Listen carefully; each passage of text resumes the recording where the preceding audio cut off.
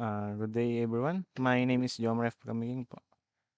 This is my topic, marine protected areas and small-scale fisheries.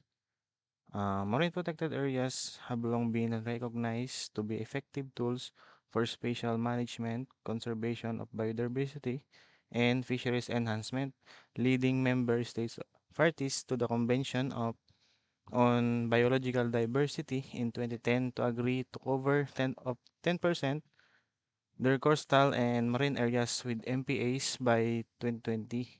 In 2020, NPAs cover 5.3% world ocean with 2.5% in no-take marine reserves offering protection, even though a global no-take coverage of at least 30% of the world ocean by 2030 has been proposed, although the 10% target has not been met.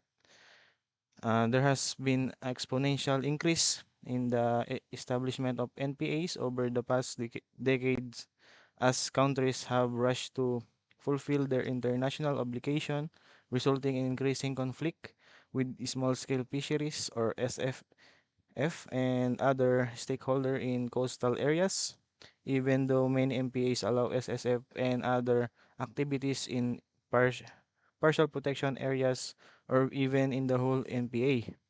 Um, NPA or the Marine Protected Areas in the section of the ocean where government has placed limit on human activity, many MPAs allow people to use area in way that do not damage the environment. Um, Sinasabi rin dito na ang MPA or Partido of Member States of Convention on and Member States of Convention Biological Diversity noong 2010 ay sumang-ayon na sakupin ng 10% ng kanilang baybayin at mga lugar at sa dagat na may NPA noong 2020. Sinasaklaw ng MPA ng 5.3% world ocean with 2.5% in no-take marine reserves offering protection. Global no-take coverage at least 30% in the world ocean by 2030. I mean.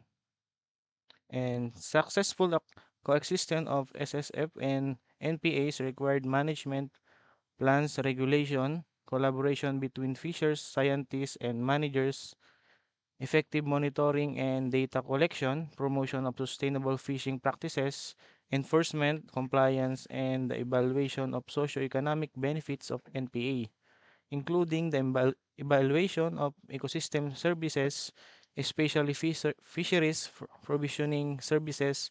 This special issue on NPAs and small-scale fisheries bring together contribution of MPAs and SSF from around the world that address some of these issues.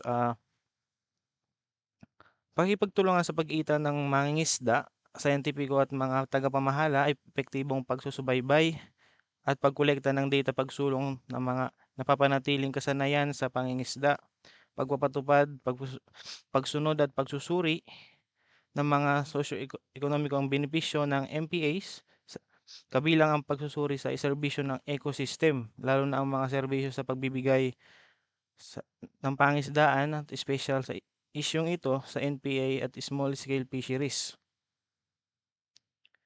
And the article by Kiggins et al. 2020 evaluates the effects of protection of seagrass habitat in New South Wales, Australia on fish abundance and diversity by comparing the no-take zone, fish zone using bait remote underwater videos. Although no differences in fish assemblage, species, richness of or total abundance were found between location, there were significant difference across time at most location and some species show consistently higher abundance at certain location. This study highlights the importance of protection of seagrass habitats and the difficulties of evaluating the reserve effect when there are confounding factors such as seasonal variation in fish assemblage and abundance and low fishing pressure. in the fish zone. These articles by Ramirez Gonzalez et al. 2020 mm, eh, concern NPAs where commercial fishing is allowed. In the Galapagos Marine Reserves or GMR, over exploitation of the sea cucumber Is Isostis fuscus leads to the closure of the fishery in 2016. Ramirez Gonzalez et al. 2020 provide an updated stock assessment of this valuable resource based on new estimates of life history, parameters, and estimates of exploitable biomass based on habitat mapping. And the author proposed a methodology to establish the total allowed catch of the sea cucumber in the GMR. Lack of compliance and ensport, enforcement of regulation are major factor contributing to the observed ineffectiveness of MPAs worldwide. Unlike large size fishing vessel that can be electronically monitored by the vessel monitoring system, the vast majority of SSF vessels in the European Union cannot be monitored. Provide an original approach allowing mapping of fisheries infringements in Hellenic waters based on official control records. Mapping of infringement and fishing efforts can therefore provide a basic basis for improved spatial management, monitoring, and enforcement of fishing regulation.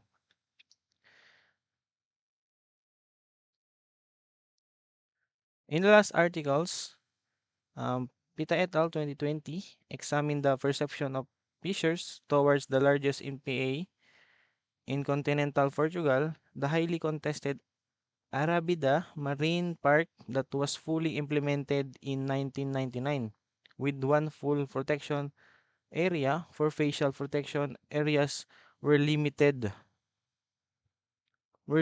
fishing activities are allowed, octopus paths, traps, and jigs, and three buffer zone where all SSF and recreational fishing activities are allowed.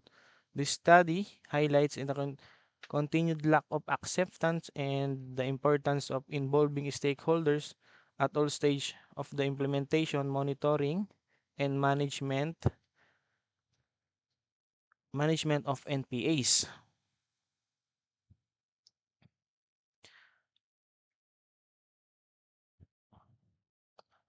The studies published in this special issue of Aquaculture and Fisheries illustrate the complexities and problem associated with evaluating the benefits of NPAs and reconciling conservation-driven goals of NPAs with socio-economic and human dimension of SSF.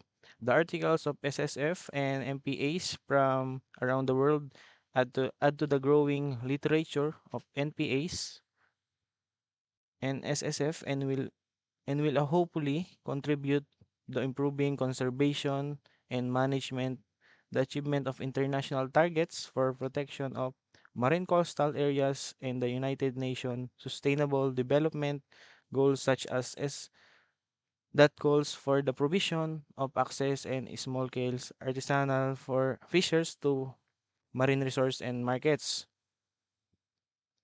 Uh, these articles, sinasabi dito kung saan pinapayagan aktibidad ng pangingisda sa pag-aaral, tinampok sa patuloy na walang pagtanggap ng kahalagahan na kinasangkutan ng stakeholders sa lahat ng yugto at pagpapatupad sa NPAs.